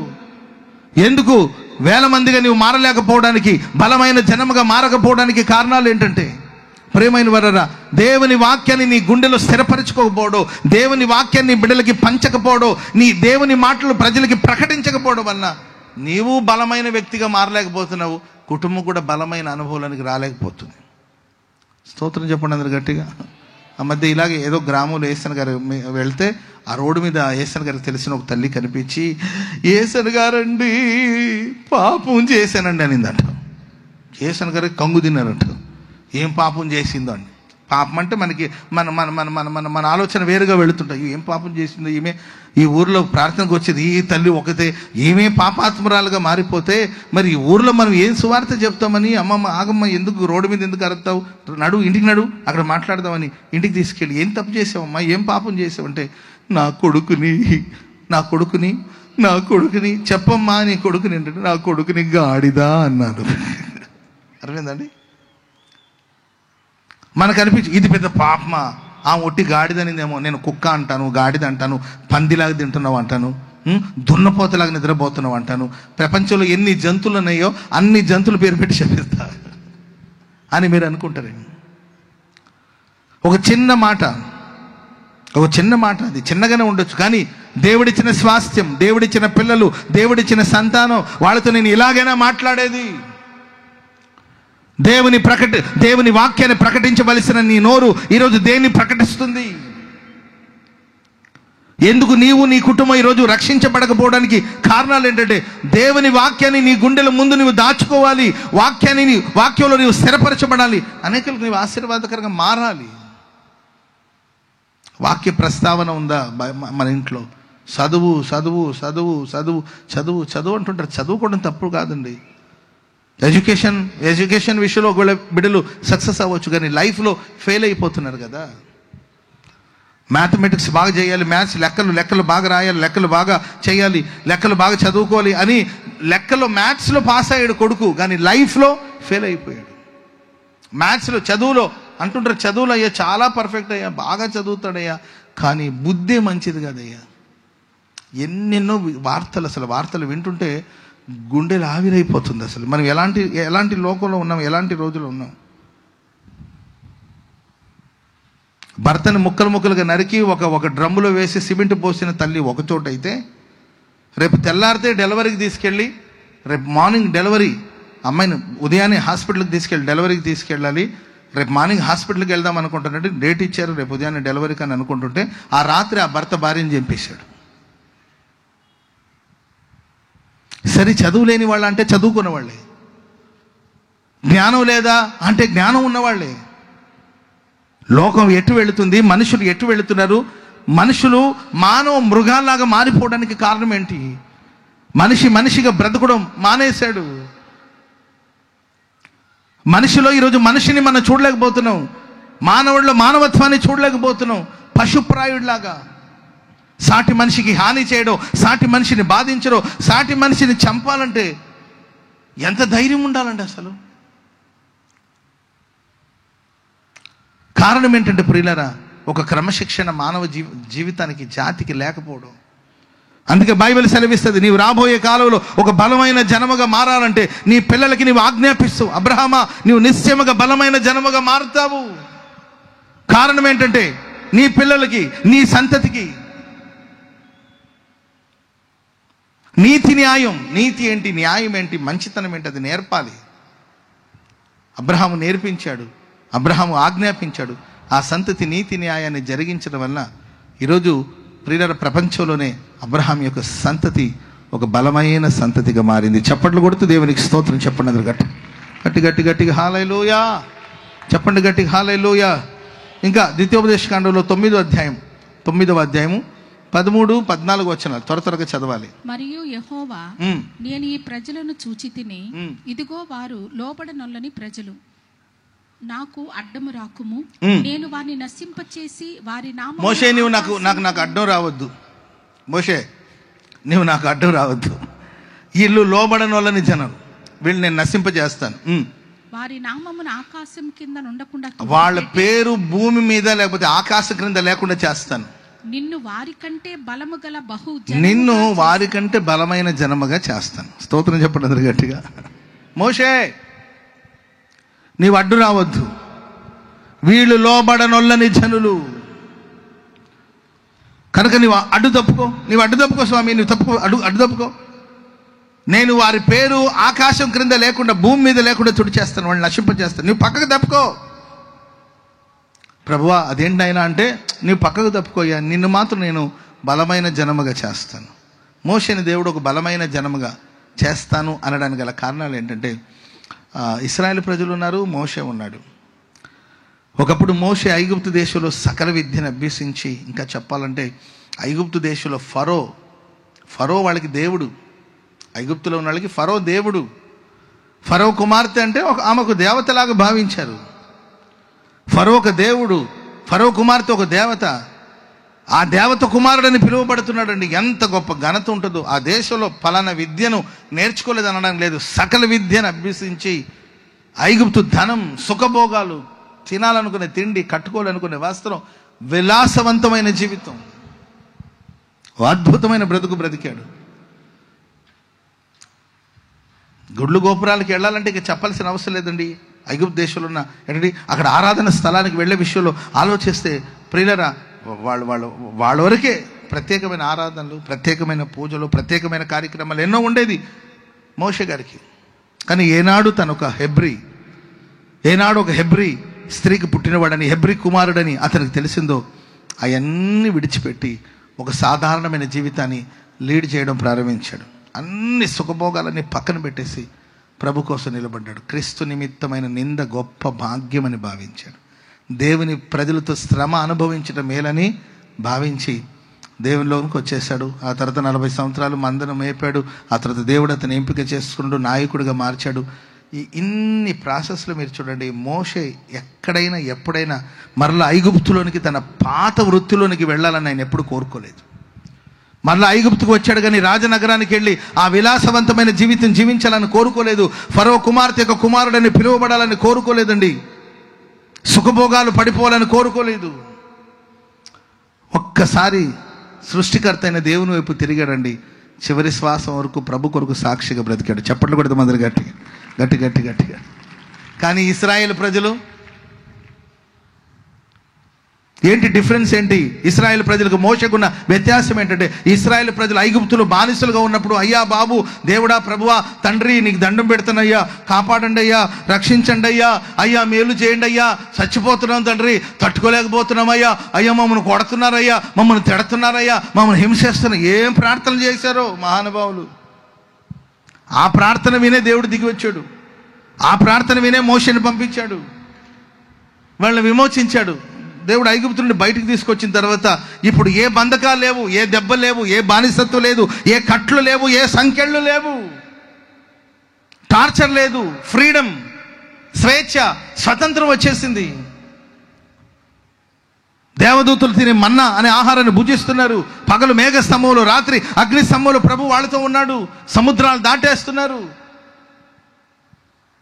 చుట్టూ ఉన్న శత్రువులందరికీ వీళ్ళంటే భయం. స్థితి మారింది, క్షేమం కలిగింది, సమృద్ధి వచ్చింది. తినడం కూర్చొని వాక్యం వినడం, తినడం కూర్చొని వాక్యం వినడం, ఇది తప్ప ఇంకొక పని లేదు. ఎంత అద్భుతమైన లైఫ్ చూడండి. స్తోత్రం చెప్పండి గట్టిగా. ఉదయాన్నే లేవగానే మన్నానే ఆహారం శుభ్రంగా తింటారు. ఆ తర్వాత వచ్చి కూర్చుంటే మోషే వాక్యం చెప్తా ఉంటే చక్కగా ఆయన చెప్పే ఆ ధర్మోపదేశం అంతా చక్కగా వింటారు. వినడం తినడం ఎంత బాగుందని చెప్పండి. Praise Lord. ఇప్పుడు మీరు వింటున్నారా? కాసేపటి తింటారా లేదా? తినండి అని చాలాసేపు నుండి వాళ్ళు ఏదో ఒక సౌండ్ చేస్తానే ఉన్నారు. అడేక్షాలు కదిలించడమో, గరిటి కదిలించడమో చేసి ఏంటంటే అప్పుడప్పుడు తాలింపులు వేసి ఆ సువాసన ఇటుకు పంపించడమో ఏదో ఒకటి చేస్తూనే ఉన్నారు. ఇప్పుడు వింటున్నాం, కొద్దిసేపటి తింటాం. Praise Lord. రేపు వింటారు, తింటారు. పాస్టర్ గారండి పగులు కూడా పెట్టవచ్చు కదండి ప్రార్థన అంటారు కొంతమంది. ఎందుకంటే పగులు కూడా వింటాము, తింటాము. అర్థమైంది? వండి పెట్టడానికి ఎవరో ఉంటారు, ఎంత హాయిగా ఉంటుందో. Praise Lord. ఆనాడు ఇశ్రాయేల్ ప్రజల ప్రయాణం అదేనండి, వినడం తినడం. ఫ్యాన్లతో పని లేదు, ఏంటంటే గొడుగులతో పని లేదు. మేఘ స్తంభమే ఒక పెద్ద గొడుగులాగా ఉంది. దాహం అని అంటే బండల నుండి శ్రేష్టమైన నీళ్లు, మినరల్ వాటర్ కన్నా ఏంటంటే శ్రేష్టమైన స్వచ్ఛమైన నీళ్లు. వాళ్ళ వస్త్రాలు పాతకెళ్ళలేదండి, బట్టలు ఉదుకునే పని లేదు. స్తోత్రం చెప్పండి గట్టిగా. ఎందుకంటే బట్టలు పాత బట్టలేదు. ఏంటి డ్రెస్ అసలు మురికి అవ్వట్లేదు అంటే, ఎందుకు మురికి అవుతుందండి? వాళ్ళ చెప్పులు తెగిపోలేదండి, వాళ్ళ వస్త్రాలు పాతపడలేదు, అనారోగ్యం వచ్చి కాళ్ళు వాసిపోలేదు. పక్షిరాజు తన రెక్కల మీద తన బిడ్డలను మోసేటట్లుగా ప్రభు వాళ్ళని మోసాడు. ఆమె చెప్పండి అందరూ గట్టిగా. చెప్పండి గట్టిగా హల్లెలూయా. ఇవన్నీ మేలు పొందుకున్న వాళ్ళు 11వ వచనం చదవండి. అక్కడే 9వ అధ్యాయం 11వ వచనం. త్వరగా అమ్మా. ఆ 40 పగళ్ళు 40 రాత్రులు గడిచినప్పుడు యెహోవా నిబంధన సంబంధమైన పలకలైన ఆ 2 రాతి పలకలను నాకు అప్పగించి, నీవు లేచి ఇక్కడ నుండి త్వరగా దిగుము. బాబు మోషే త్వరగెళ్ళు అంటున్నాడు దేవుడు. నీవు ఐగుప్తులో నుండి రప్పించిన నీ జనము చెడిపో. ఐగుప్తు నుండి రప్పించిన జనాలు చెడిపోయారు బాబు. నేను వారికి ఆజ్ఞాపించిన త్రోవలో నుండి త్వరగా తొలగిపోయారు. తమకు పోత బొమ్మను చేసుకునిరని నాతో చెప్పాను. చూడండి, వాళ్ళు త్వరగా చెడిపోయారు, త్వరగా మార్గం నుండి తొలగిపోయారు. కొంతమంది ఎట్లా ఇంత ఈజీగా ఎట్లా తొలగిపోతారో అర్థం కాదు. స్తోత్రం చెప్పండి గట్టిగా. దేవుడు చేసిన మేళ్ళని వెంటనే మర్చిపోయారండి, త్వరగా తొలగిపోయారు. అరే ఎట్లా, ఎంత అద్భుతంగా దేవుడు మిమ్మల్ని వెలుపలికి రప్పించాడు. ఒక 40 days అండి, ఒక 40 రోజులు మోషే కనబడలా. అంత మాత్రానికి ఎక్కడి నుండి వస్తాయి ఈ ఆలోచనలు? ఎక్కడి నుండి వస్తుంది? ఒక 40 రోజులు మోషే కనిపించలేదండి. ఓ 40 రోజులు మోషే దేవుని సన్నిధిలో ఉండిపోయాడు. వస్తాడుగా, ఈ లోపల కండవ మార్చేశారు. ఈ లోపల వస్తాడుగా మోషే, ప్రైజ్ ది లార్డ్. ఈ లోపల కండవ మార్చేశారు, మాటలు మారిపోయాయి, దేవుని త్రోవ నుండి తొలగిపోయారండి. అప్పుడు దేవుడు అంటాడు, వీళ్ళ పేరు భూమి మీద లేకుండా చేస్తాను నేను. కానీ మోషే తొలగిపోలేడా చెప్పండి? మోషే కష్టాలు లేవా, ఆపదలు లేవా? ఏ చిన్న సమస్య వచ్చినా వచ్చి మోషే మీద పడుతుంటే మోషే ఒకానొక సమయంలో అనేవాడు, ప్రభు వీళ్ళు నేనేమన్నా కన్నానా? అసలు నాకేంటి టార్చర్ ఏంటి? వీళ్ళు నేనేమన్నా కన్నానా? నా పిల్లల గురించి నాకు గొడవ లేదు, ఎందుకంటే నా పిల్లల్ని మా మామయ్య చూసుకుంటున్నాడు. వాళ్ళ మామయ్య ఎవరండి? ఇత్రో మామయ్య. నేను ఇక్కడ చాలా టెన్షన్లో ఉన్నాను, కొంచెం మా ఆవిడని పిల్లల్ని నీ దగ్గర పెట్టుకుంటే నేను ఈ లోపల ఈ వర్క్ అంతా ఫినిష్ చేస్తాను. అదెంత భాగ్యంలేనా? ఇన్ని సంవత్సరాలు నేనే కదా నా కూతుర్ని పెంచి పెద్ద చేసింది, నా మనవరాలు నాకు పెద్ద భారమేం కాదు, ఇక్కడ ఉంచేసి పని చూసుకో శుభ్రంగా అని చెప్పి పాపం ఆ అమ్మాయిని భార్యను పుట్టింటికి పంపించాడు. పిల్లల్ని పాపం ఇతర పెంచుతున్నాడు. మోషే ఏమో ఇశ్రాయేలు ప్రజలు నడిపించడానికి ఇబ్బందులు పడతా ఉన్నాడండి. మోషే అంటాడు, వీళ్ళేమో నేను కన్నానా? ఎందుకు ప్రభు నీవు నాకు మేలు చేస్తున్నావా లేకపోతే కీడు? ఈ భారం ఏంటి అని కృంగిపోయిన ఎన్ని పోరాటాలు వచ్చినా, ఎన్ని ఇబ్బందులు వచ్చినా, ఎన్ని వ్యతిరేకతలు వచ్చినా, ఎన్ని పోరాటాలు వచ్చినా దేవుని మార్గాన్ని విడిచి ప్రక్కకి తొలగిపోలేదు. దేవుని సన్నిధిని విడిచి దూరంగా తొలగిపోలేదు. ఆయన సన్నిధిలోనే నిలిచి ఉన్నాడు. అందుకే ప్రభు అంటాడు, మోషే నిన్ను ఒక బలమైన జనముగా నేను చేస్తాను. చప్పట్లు కూడా ముందు గట్టిగా హల్లెలూయా. ఇశ్రాయేలు ప్రజల పరిస్థితి ఏమైందో మనకు తెలియదు కానండి, మోషే నాయకత్వాన్ని దేవుడు గణపరిచాడు. మోషేని దేవుడు బలమైన జనముగా చేస్తాడు. ఇప్పటికి కూడా ఎంతో మంది నాయకులు వచ్చారు, ఎందరో వచ్చారండి, ఎందరో ప్రవక్తలు వచ్చారు. కానీ మోషేకి దేవుడిచ్చిన ఖ్యాతి, మోషేకి ఇచ్చిన ఘనత, మోషేకి దేవుడిచ్చిన ఆశీర్వాదం అది వర్ణనాతీతం. ఇప్పటికి కూడా ఇస్రాయేల్ ప్రజలకు ఒక సూపర్ హీరో ఎవరంటే మోషే గారే. స్తోత్రం చెప్పండి అందరూ గట్టిగా. అంత బలమైన జనముగా ప్రభు చేశాడు. కాబట్టి ఈ ప్రశస్త రాత్రి మనుషులు నిన్ను తృణీకరిస్తున్నారేమో, నిన్ను ధిక్కరిస్తున్నారేమో, కృపకు దూరం అవ్వద్దు, దేవునిలో ఉండు, ఆయన అనుసరించు, దేవుడు చేసిన కార్యాలు మర్చిపోవద్దు, ఆయన చేసిన మేళ్ళు మర్చిపోవద్దు. Praise the lord. రూత్ అంటది, నీ దేవుడే నా దేవుడు, నీ జనమే నా జనం అంటది రూతమ్మ. ఏంటండి, నీ జనమే నా జనము, నీ దేవుడే నా దేవుడు అంటది. ఈ నయోమి ఉంది కదండి, ఈ నయోమి అంటది, సర్వశక్తుడు నాకు కీడు చేశాడు. ఏం మాట్లాడుతున్నావమ్మా నువ్వు? ఏమ్మా నన్ను అలా పిలవద్దు, నాకు బాధగా ఉంది, నన్ను మారా అని పిలవండి. అదే నిన్ను ఎవడు బొమ్మన్నాడు? ఏమ్మా నయోమి, ఎవడు బొమ్మన్నాడు నిన్ను? నీవంతటా నీవే వెళ్ళావు, భర్త అడుగు జాడులో పిల్లల్ని వెంట పెట్టుకుని వెళ్ళావు, అంతా పోగొట్టుకున్నావు, నీవు చేసుకునేది అది. సర్వశక్తుడు నాకు చాలా కీడు చేశాడు, ఆయన నాకు విరోధి అయ్యాడు. ఎవరు చెప్పారు నీకు విరోధి అయ్యాడని? అసలు ఈ నయోమి మాటలు, అసలు ఆ వయసుకు ఆ మాటలకు సంబంధమే లేదు. ఆ మహతల్లిని మరి దేవుడు ఎందుకు కనికరించాడు నాకే అర్థం కాలేదు. కదండి, ఆమె కోడలను చూసి అంటది, కోడళ్ళారా మీరు వెళ్ళిపోయి, నాతో పడితే వస్తే మీకు ఏంటి లాభం, వెళ్ళిపోయి ఇంకో పెళ్లి చేసుకోండి, నా వల్ల మీకేం ప్రయోజనం, ఇప్పుడు నేను పెళ్లి చేసుకుని నీకెందుకు వచ్చింది ఈ థాటు? ఇప్పుడు నేను పెళ్లి చేసుకుని బిడ్డలను కన్నా అప్పుడు దాకా మీరు వెయిట్ చేస్తారా, ఏజ్ గ్యాప్ వస్తుందిగా. అర్థమైందండి.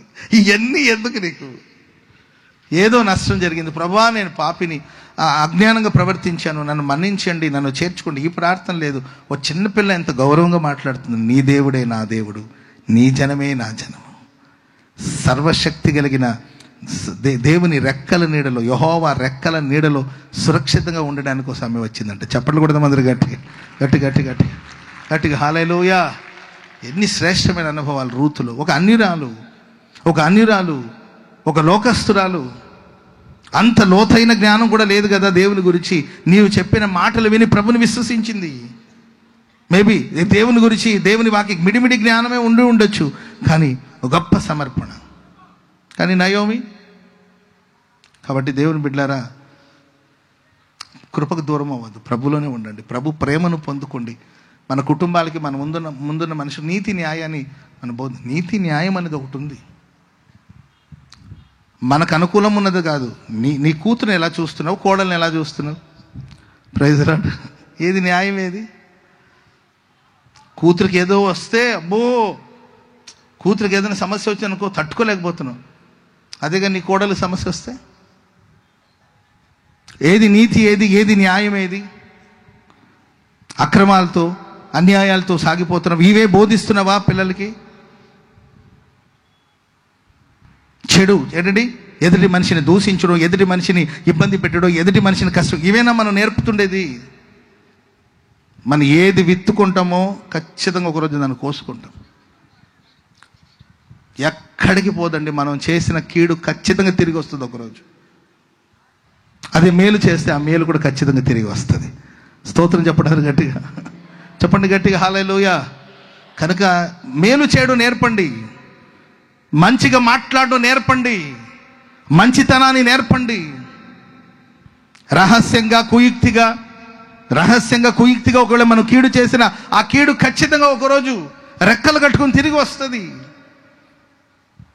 వద్దు. అబ్రహాముని ఒక బలమైన జనముగా మారాలంటే తప్పిదాలు బోధించొద్దు, తప్పును పెంచి పోషించొద్దు. అబ్రహామా నీవు బలమైన జనముగా మారాలి, నీ సంతతి బలమైన జనముగా మారాలి అంటే నీతి న్యాయాల్ని అనుసరించి నడిచేటట్లు, దేవుని మార్గంలో నడిచేటట్లు వారికి ఆజ్ఞాపించడు. అందుకే ఎన్నిక లేనివాడే కావచ్చు, దేవుడు ఒక బలమైన జనముగా మార్చాడు. స్తోత్రం చెప్పండి అందరూ గట్టిగా గట్టిగా హల్లెలూయా చెప్పండి, గట్టిగా హల్లెలూయా హల్లెలూయా చెప్పండి, గట్టిగా హల్లెలూయా. ఇంకొక 10-15 మినిట్స్లో ముగించేస్తాను నేను. 1-2 మాటలు చదవండి. కీర్తన గ్రంథం 104వ కీర్తన 25-26. తగిన కాలమందు దేవుడు ఎన్నిక లేని వాడిని బలమైన జనముగా చేస్తాడు. తగిన కాలమందు జరిగి ఇంకొక 2 మాటలు చెప్పి నేను ముగిస్తాను. 104వ కీర్తన 25-26 వచనాలు చదువుదాం. అదిగో విశాలమైన మహాసముద్రము, అందులో లెక్కలేని జలచరములు.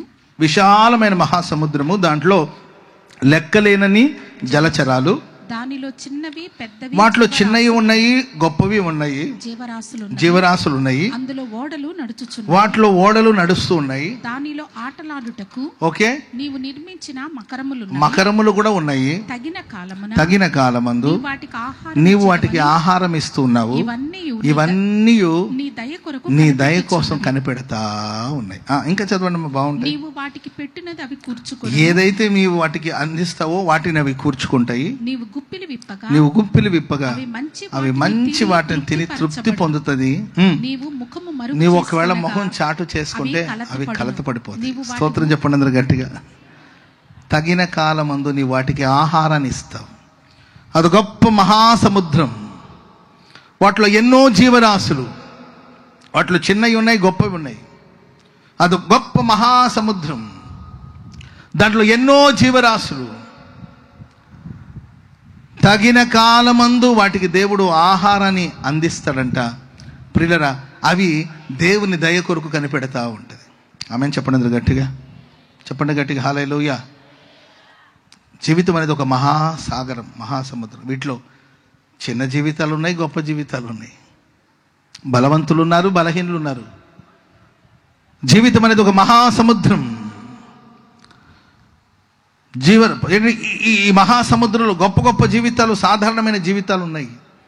కానీ అందరికీ తగిన కాలం ముందు దేవుడు ఆహారాన్ని అందిస్తాడు. చప్పట్లు కొడదాం అందరు గట్టిగా, గట్టి గట్టి గట్టి గట్టిగా. హల్లెలూయా, హల్లెలూయా. అవన్నీ కూడా ఆయన దయ కొరకు కనిపెడతా ఉంటుందంట. ఆయన ఏదైతే పెడతాడో దాన్ని తిని తృప్తి పొందుతాయంట అవి. ఈరోజు దేవుడు మనకిచ్చిన జీవితాలు మనం సంతృప్తిగా బ్రతుకుతున్నామా? ఆయన దయ కొరకు కనిపెడతా ఉన్నామా? నేను భౌతికమైన ఆహారాన్ని గురించి చెప్పట్లేదు, శ్రేష్టమైన ఆహారం, మన ప్రాణాన్ని ఉజ్జీవపరిచే ఆహారము, శక్తికి మించిన ప్రయాణం చేయడానికి కావలసిన ఆహారము, జీవితాల్లో ఎదుర్కొనే ప్రతి పోరాటాల్ని, జీవితంలో వచ్చే ప్రతి పోరాటాల్ని, ఎడారి త్రోవలో ఎరుగని మార్గంలో మనం ప్రయాణం చేస్తున్నాం. ఈ ప్రయాణాలు గమ్యాన్ని చేరడానికి కావలసిన శక్తి మనం పొందుకోవాలంటే మనకు ఆహారం కావాలి. అది పరలోకం నుండి వచ్చిన శ్రేష్టమైన ఆహారం, జీవాహారం. ఆమెను చెప్పండి అందరు గట్టిగా. హల్లెలూయా.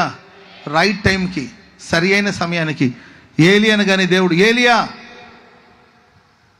లే పైకి లే అని లేపి, ఏలియా కానీ దేవుడు ఆహారం పెట్టుకుంటుంటే అక్కడే ఆ బదరి వృక్షం కింద నిద్రపోతుండేవాడు. టైంకి వచ్చి దేవుడు అతను లేపి అతనికి భోజనం పెట్టి అతన్ని నడిపించకపోయి ఉంటే అక్కడికి యెజబెల్ స్త్రీ వచ్చి ఉండేది. అప్పటికే వెతుకుతుంది. దాంట్లో ఈయన ఒంటరిగా ఉన్నాడు. ఆ ఉన్న తమ్ముడిని కూడా అక్కడెక్కడో ఏంటండి ఒక దిన ప్రయాణం అంత దూరంలో ఉండరా బాబు, నీ ఉండు, నాతో పాటు రావద్దని వాడిని ఉంచేసి ఒకటే ప్రయాణం అయ్యి బదరి వృక్షం కిందకి వెళ్ళి ఆయన కూడా కోరుకుంటున్నాడు, ఇంత మట్టుకు చాలు నన్ను చంపేయమని. దేవుడు కానీ ఆ ప్రార్థన వినుంటే నిజంగానే ఏలియా చచ్చుండేవాడు. ఆ ప్రార్థన కానీ దేవుడు వినుంటే ఏలియా చనిపోయిండేవాడు. అందుకే నేను ఎప్పుడూ చెప్తుంటే నెగిటివ్గా మాట్లాడొద్దు. చావు అనేది దేవుడు మనం నిర్ణయించుంటే అది రానే వస్తుంది, అప్పుడు మనం చనిపోతాం. దాని ముందెందుకు మనం నేను చస్తా, నేను పోతా, నేను వండను, వద్దు ఈ మాటలు. Praise Lord. ఎవరి కోసం బతకాలి, ఎందుకోసం బతకాలి, కనీసం అందం కూడా లేదు, ఇంత మందంగా ఉన్నాను, ఇవన్నీ వద్దు. Praise Lord. ఎవరి కోసం బతకాలి, ఏం సంపాదించాలి, ఇవన్నీ వద్దు. దయగల దేవుడు గనక, కృపగల దేవుడు గనక, ఏలియాను ప్రేమించాడు గనక, ఏలియాను కరుణించాడు గనక అతని ప్రార్థన దేవుడు ఆ సమయంలో వినకుండా అతని కోసం దేవుడు దిగి వచ్చి ఆహారాన్ని అందించి ఆ స్థలాన్ని ఖాళీ చేయించాడు. ఆ బదరి వృక్షం కిందే ఉన్నాడు అనుకోండి, యెజబెల్ స్త్రీ ఎప్పుడైనా వచ్చి తన సైన్యంతో వచ్చి, ఆ సైన్యం వచ్చి ఎప్పుడైనా పడవచ్చు అతని మీద, ప్రాణం గాలి కలిసిపోతుంది. దేవుడిచ్చిన పనిని నెరవేర్చకుండానే ఏలియా పోయేవాడు. ఏలియాను గురించి ఈరోజు మనం మాట్లాడుకోవడానికి ఏముండేది కాదండి. కానీ దేవుడు తగిన కాలంలో వచ్చి ఏలియాకు శ్రేష్టమైన ఆహారాన్ని ఇచ్చి శక్తికి మించిన ప్రయాణం చేయించి దేవుని పర్వతానికి దేవుడు తీసుకొచ్చాడు. చెప్పండి కూడా అందరూ గట్టిగా గట్టి గట్టి గట్టిగా. హల్లెలూయా. లైఫ్ లీడ్ చేయడానికి, జీవితంలో ముందుకు వెళ్ళడానికి, పోరాటాల మధ్యలో, బెదిరింపుల మధ్యలో, భయాల మధ్యలో, కలవరాల మధ్యలో మనం ముందుకు వెళ్ళాలంటే దేవుడు అనుగ్రహించే ఆహారం మనకు కావాలి. ఆహారాన్ని దేవుడు ఎవరి కోసం ఇస్తాడు అనంటే ఆయన దయ కోసం అవి కనిపెడుతుందండి. ఆ జీవరాశులన్నీ కూడా ఆయన దయ కొరకు కనిపెడుతుందంటండి. దేవుడు పెట్టిన ఆహారాన్ని, దేవుడు మనకి ఏ లైఫ్ ఇస్తాడో, దేవుడు మనకి ఏది ఇస్తాడో దాన్ని సంతోషంగా తీసుకొని మనం సంతృప్తిగా బ్రతకాలి. దీన స్థితిలో ఉండనెరుగుదును, సంపన్న స్థితిలో ఉండనెరుగుదును, ఏ స్థితిలోనై నేను సంతృప్తిగా ఉండడం నేర్చుకుని ఉన్నాను. ఆమె చెప్పండి గట్టిగా, చెప్పాలి గట్టిగా. హల్లెలూయా.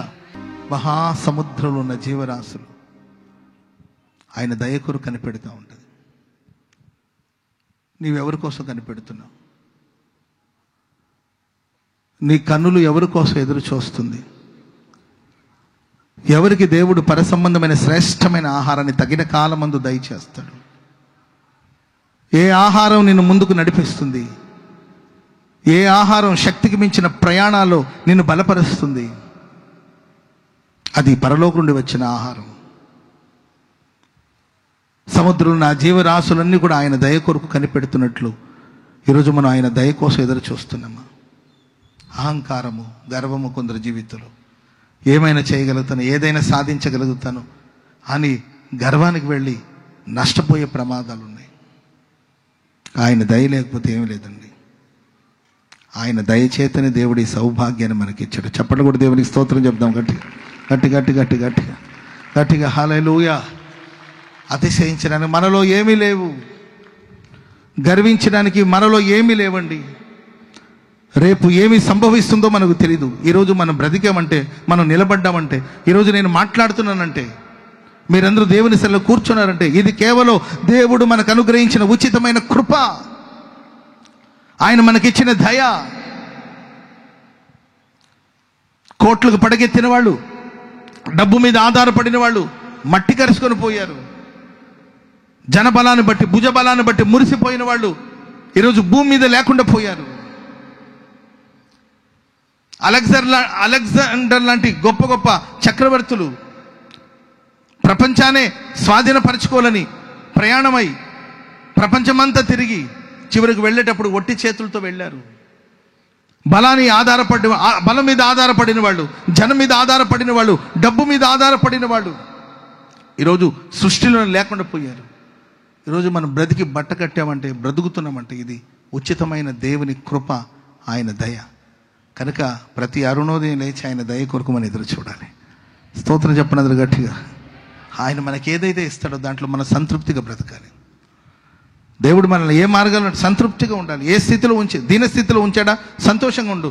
సంపన్న స్థితిలో ఉంచాడా, సంతోషంగా ఉండు. సింహాసనం మీద ఉంచాడా, సంతోషంగా ఉండు. గుమ్మములో ఒక వాచ్మెన్ లాగా దేవుడు నేను ఉంచాడు, అక్కడ సంతోషంగా ఉండు. సమృద్ధినిచ్చాడా, సంతోషంగా ఉండు. లేమిలో నడిపిస్తున్నా సంతోషంగా ఉండు. మనం నడిచి వస్తున్న ప్రతి మలుపులో కూడా ఆయన చిత్తం నెరవేర్చబడాలి. ఆయన ఏదైతే ఇచ్చాడో వాటితో అవి సంతృప్తి చెందిందంట. ఆయన మొహం కొంచెం చాటున చేస్తే అవి కలతబడిపోయాయంట. ఈరోజు కొంతమందికి అరే దేవుడు తన మొహం నాకు చాటు చేశాడే అనే ఫీల్ కూడా లేదండి. ఆ దేవుడు చూసాడులే, చూడకపోతే ఏమైందిలే అనుకున్న స్థితిలోకి వచ్చేసారు. దేవుడు లేకపోతే మనం లేదే, ఆయన కృప లేకపోతే మనం లేదే, ఆయన మొహం చాటు చేస్తే మేము ఏమైపోవాలి? మోషే అంటాడు, నువ్వు రాకపోతే మమ్మల్ని ఇక్కడ నుండి తీసుకెళ్ళలేదు, నువ్వు రావడం వల్లే కదా మాకు ఘనత, నీ సన్నిధి మాతో ఉండడం వల్లే కదా ఘనత, నువ్వు లేకపోతే వెళ్ళరా బాబు, ఈ అరణ్యములు ఎందుకు, ప్రజలందరూ నేను వెంబడిస్తున్నారు కదా, అన్నీ ఉన్నాయి కదా, నీకు ప్రజలు ఉన్నారు, ఫాలోవర్స్ ఉన్నారు, అన్నీ ఉన్నాయి కదా, వెళ్ళమంటే నీవు రాకపోతే నేను ఎలా వెళ్తాను? నీవు వస్తేనే కానీ మేము ఇక్కడ నుండి కదిలి వెళ్ళాము, అవసరమైతే చావునన్న చేస్తాము, కానీ నువ్వు లేకుండా మాత్రం అడుగు ముందుకు వెళ్ళాము. ఎందుకంటే ఆయన మొహం చాటు చేస్తే కలత చెందుతామనే భయం. కనుక ప్రియమైన వాళ్ళారా, ఆయన ముఖకాంతిలో మనం వెళ్ళాలండి. ఆయన మన వైపు చూస్తుంటే చాలు, ఇంకేమనకు అవసరం లేదు. ఆయన నీడలో మనల్ని చేర్చుకుంటే చాలు, ఆయన కౌగిట్లో మనల్ని కాచుకుంటే చాలు. సముద్రంలో జీవరాశులకి ఉన్నాయండి ఈ స్పృహ ఉంది. దేవుని పోలికగా చేయబడిన మనం, దేవుని స్వరూపమందు చేయబడిన మనం, ఆయన ప్రణాళికలో ఉన్న మనం ఈరోజు ఆయన పెట్టిన దాంట్లో మనం తృప్తిగా ఉంటున్నామా? ఆయన దయ కోసం మనం కనిపెడుతున్నామా? ఒక సంతృప్తి సహితమైన జీవితాన్ని మనం జీవిస్తున్నామా? దేవుడు ఎక్కడ తన కృప నాకు దూరం చేస్తాడో, ఆయన ముఖం ఎక్కడ నాకు చాటు చేస్తాడనే ఫియర్ మనకు ఉంటుందా? ఆలోచించాలి. అన్నీ బాగున్నాయి కదా, అంత మంచిగా జరుగుతున్నాయి కదా అని నువ్వు కృపకు దూరం అయిపోయే ప్రమాదాలు ఉన్నాయేమో. ఈరోజు బాగుండొచ్చు, రేపు ఎలా ఉంటుందో మనకు తెలియదు. ఆయన కృప లేకపోతే జీవితం అంతా చాలా దౌర్భాగ్యమైన స్థితికి వెళ్ళే ప్రమాదం ఉంటుంది. సముద్రంలో జీవరాశులకు దేవుడు తగిన కాలమందు ఆహారం ఇచ్చినట్లు, ప్రియులరా, ఈ జీవన సాగరంలో ఉన్న మనకు దేవుడు తగిన కాలమందు భౌతికమైన ఆహారంతో పాటు పరసంబంధమైన శ్రేష్టమైన ఆహారాన్ని ఇచ్చి సియోను చేరేంత వరకు దేవుడు మనల్ని నడిపించునుగాక. ఇంకొక చిన్న మాట చెప్పి నేను ముగిస్తాను. పేతురు రాసిన మొదటి పత్రిక 5వ అధ్యాయము 6వ వచనం. పేతురు మొదటి పత్రిక 5వ అధ్యాయం 6వ వచనం త్వరగా చదవని ముగిస్తాను. దేవుడు తగిన కాలమందు సమయమందు మిమ్మును హెచ్చించినట్లు ఆయన బలిష్టమైన చేతి క్రింద దీన మనస్కులై మీరు ఉండండి. తగిన కాలం వస్తుంది, తగిన సమయం వస్తుంది, అప్పుడు సాక్షాత్తు దేవుడే మనల్ని హెచ్చిస్తాడు. ఆమెను చెప్పండి గట్టిగా, ప్రభు మిమ్మల్ని హెచ్చించును గాక అనండి. ఆమెనని అనండి. వద్దా ఘనత? వద్దా? ఘనంగా బ్రతకాలని ఆశ లేదా? ఈ చెత్తకుండలోనే కూర్చుంటాను అనుకుంటారా, లేకపోతే ఘనంగా బతకాలనుకుంటున్నారా? ఏముందిలే, అప్పుల్లో రుణ బదులు ఈ జీవితం ఇట్లాగే సాగిస్తారు. ఘనంగా బ్రతకాలని ఎంతమంది కోరుకుంటారో చేతులు ఎత్తండి. ఘనంగా దేవుడు నన్ను హెచ్చించాలి, దేవుడు దేశంకు ఉన్నత స్థలాల మీదకి నన్ను ఎక్కించాలని ఎంతమంది కోరుకుంటారు? చేతులు ఎత్తండి. దేవుడు మిమ్మల్ని హెచ్చించును గాక. ఆయన హెచ్చించేంత వరకు ఒక టైం వస్తే దేవుడు ఆ రోజు హెచ్చిస్తాడు. Praise Lord. దైవజనులు లేసన్ గారు అంటుండేవాళ్ళు, దేశంలో ఏదైనా పెద్ద ఉద్యోగం ఉందంటే ఆ ఉద్యోగం. ఈ మధ్య ఒక సేవకులు చెప్పడం నేను విన్నాను. Praise Lord. క్రైస్తవులకి ఏదైనా కష్టాలు వస్తే, ఒక దైవ సేవకుడు చెప్పడం విన్నానండి, క్రైస్తవులకి ఏదైనా కష్టం వస్తే, క్రైస్తవ సమాజానికి ఏదైనా కష్టం వస్తే అసెంబ్లీలో మాట్లాడడానికి ఎవరైనా ఉన్నారా అని ఆయన అడిగారు. క్రైస్తవులకి ఏదైనా కష్టం వస్తే, క్రైస్తవ సమాజానికి కష్టం వస్తే పార్లమెంట్లో క్రైస్తవుల పక్షాన్ని వ్యాజ్యం ఆడడానికి ఎవరైనా ఉన్నారా అని మనం వెతికితే వేళ్ల మీద లెక్క పెట్టవచ్చు అంతేక. ఇంకేదైనా సమాజానికి ఏదైనా కష్టం వస్తే వాళ్ళ పక్షాన నిలబడి అసెంబ్లీలో కావచ్చు, లేకపోతే పార్లమెంట్లో కావచ్చు, ఇంకెక్కడైనా కావచ్చు, వాళ్ళ పక్షాన వ్యాజ్యమాడి మాట్లాడడానికి ఎవరైనా ఉన్నారేమో. కానీ క్రైస్తవ సమాజానికి ఎవరైనా ఉన్నారా అంటే లేదని చెప్పాలి. ఒకవేళ ఉన్నా ఎవరైనా కొద్దిగా గొప్ప ఉంటే వేళ్లలోకి పెట్టొచ్చేమో. కానీ ఒక పెద్ద స్థాయిలో ఉండి క్రైస్తవ సమాజానికి కష్టం వస్తే, క్రైస్తవ సమాజానికి వ్యతిరేకంగా జరుగుతున్న విషయాల గురించి పోరాడి ధైర్యంగా మాట్లాడే స్వరం ఏదైనా ఉందంటే లేదని చెప్పాలని ఆ సేవకుడు మాట్లాడుతుంటే నేను విన్నాను. నిజమే కదండి. మన భారతదేశంలో పెద్ద వ్యాపారం, ఒక క్రైస్తవుడు ఒక పెద్ద వ్యాపారం చేస్తున్నాడు అని చెప్పుకునేటట్లు ఎవరైనా ఉన్నారా అని మనం చూస్తే చాలా అరుదుగా కనబడతారు. చాలా అరుదుగా ఉన్నారు, కానీ చాలా అరుదుగా. ఆ దైవ సేవకుడు ఏంటి బాధపడుతూ చెప్పడం నేను విన్నాను. దైవ సేవకుడు లేసన్ గారు కూడా చెప్పాడు, భారతదేశంలో ఏదైనా పెద్ద పెద్ద వ్యాపారం ఉందంటే ఆ వ్యాపారాన్ని దేవుని బిడ్డలు చేయాలి. చెప్పలు కూడా అందరూ గట్టిగా.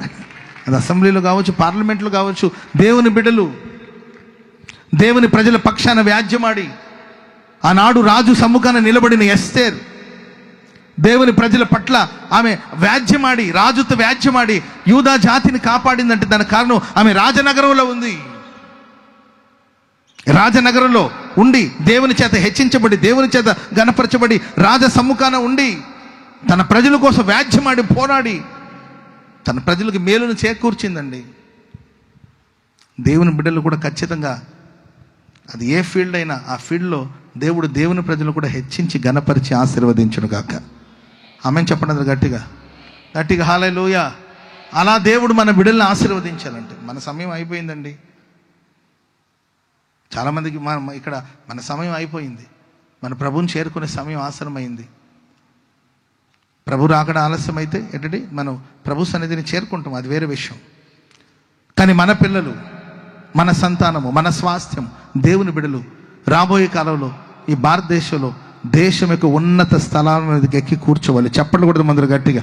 దేశం యొక్క ఉన్నత స్థలాల మీద మన బిడ్డలను దేవుడు హెచ్చించాలి, హెచ్చించాలి, హెచ్చించాలి, హెచ్చించాలి, గణపరచాలి, గణపరచాలి. ఘనత నిమిత్తమైన పాత్రలుగా మన బిడ్డలు ఉండాలి. ఆ విధంగా దేవుడు వారిని ఆశీర్వదించును గాక, ఆశీర్వదించును గాక. మరి దేవుడు వారిని అలా హెచ్చించి గణపరచాలంటే దేవుని బలిష్టమైన చేతి క్రిందకి రావాలి. బలవంతుని చేతిలో బాణంలా మారాలి. చాపబడిన యేసుక్రీస్తు వారి యొక్క సిలువ చాటున ఉండాలి, సిలువ నీడలోనికి రావాలి. ఆయన బలిష్టమైన చేతి క్రింద ఉండి దీన మనస్సును నేర్చుకోవాలి. ఆమె చెప్పడం గట్టిగా. అహంకారము, పొగురుబోతనం, గర్వము ఇవన్నీ కాదు. ఆయన బలిష్టమైన చెయ్యి, ఆయన బలిష్టమైన చేతి నీడలోనికి మనం వస్తే అక్కడ దీనత్వం నేర్పబడుతుంది, అక్కడ సాత్వికం నేర్పబడుతుంది.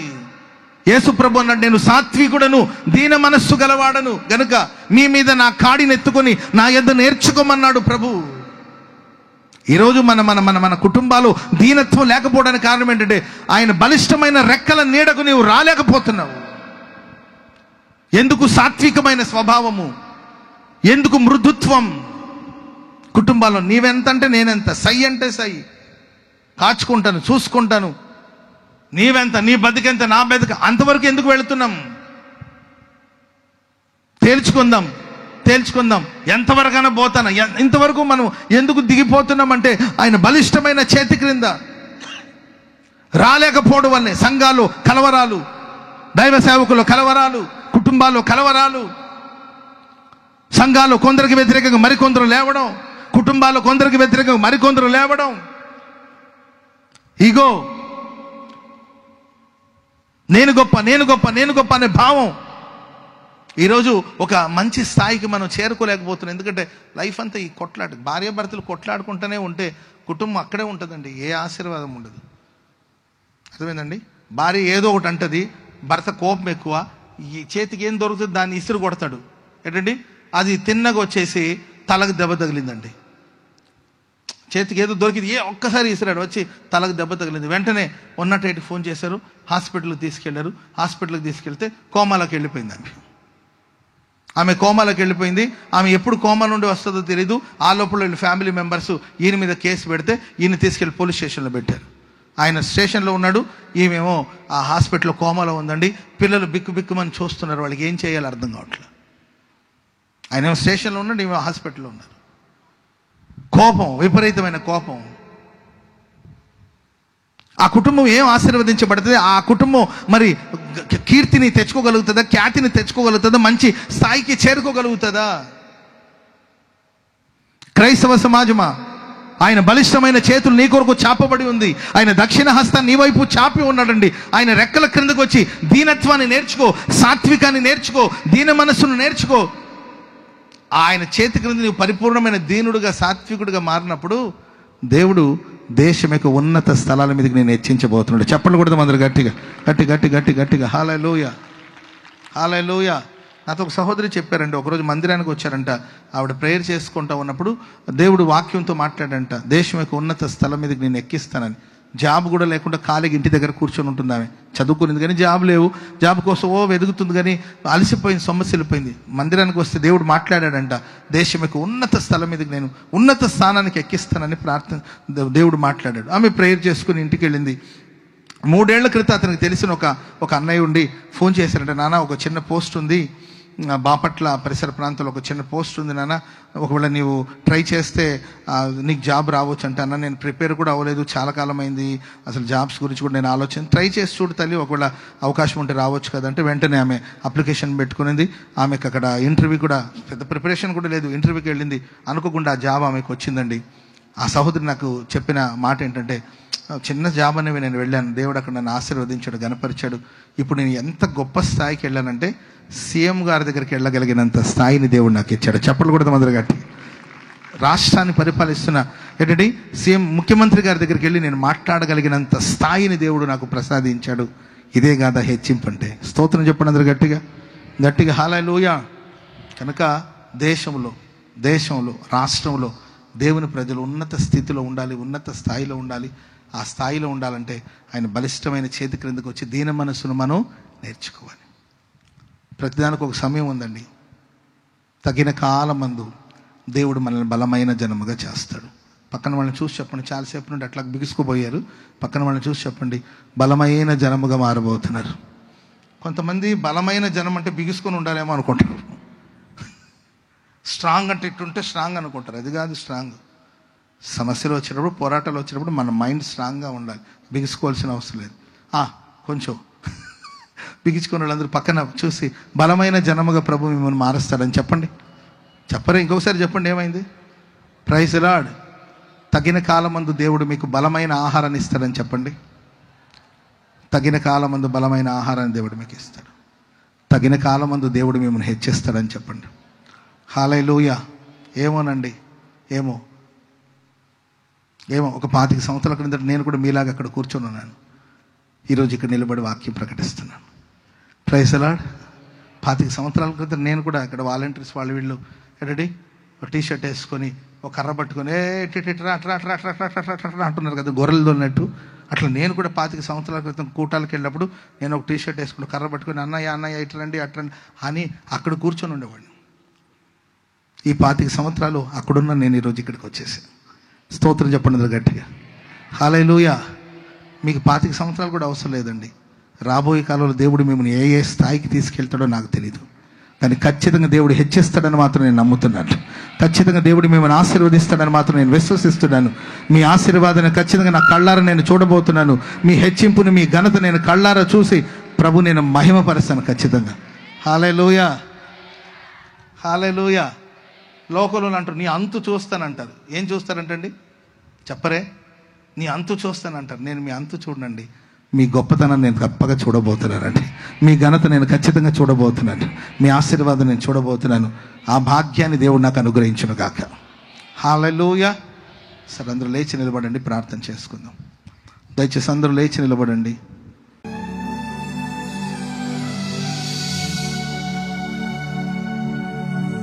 ప్రేమాస్వరూపి, నిత్యాశ్రయదుర్గమైన మా తండ్రి, నీ పరిశుద్ధ నామానికి స్తోత్రం. ఈ రావేళ ఈ పరిసర ప్రాంత ప్రజల్ని ఈ రీతిగా మీరు ప్రేమించి ఏర్పాటు చేసిన 2 రాత్రుల సభలను బట్టి నేను స్తుతిస్తూ ఉన్నాను. ఈ మొదటి రాత్రి సభని పరిశుద్ధాత్ముడా మీరు ప్రారంభించి ముగించేంత వరకు మా మధ్యలో మీరుండి సమస్తమును మీ ఆత్మ ద్వారా మీరు జరిపిస్తూ ప్రతి విధమైన ఆటంకములన్నిటిని మీరు తొలగించి వేల మంది ప్రజలను మీ సముఖానికి మీరు తోడుకుని వచ్చినందుకై స్తోత్రం. తండ్రి, నీ సన్నిధిని సమీపించినటువంటి మాతో మీ దాసుల ముఖాంతరములో నుంచి రాత్రి ఓ ప్రత్యేకమైన రీతిలో మీరు మాట్లాడి ప్రతి వారిని మీరు బలపరిచి ధైర్యపరిచి కృంగిన వారిని మీరు లేవనెత్తుతూ మాట్లాడినటువంటి ప్రతి మాట కొరకై నిన్ను స్తుతిస్తూ ఉన్నాం. వారిలో ఒంటరి అయిన వారు 10,000-10,000 మందిగాను, ఎన్నిక లేని వారిని బలమైన జనముగా చేయాలని యెహోవానగు నేను ఈ కార్యమును త్వరపెట్టి చేస్తానని చెప్పి మీరు చేసిన వాగ్దానమును బట్టి నేను స్తుతిస్తున్నాను.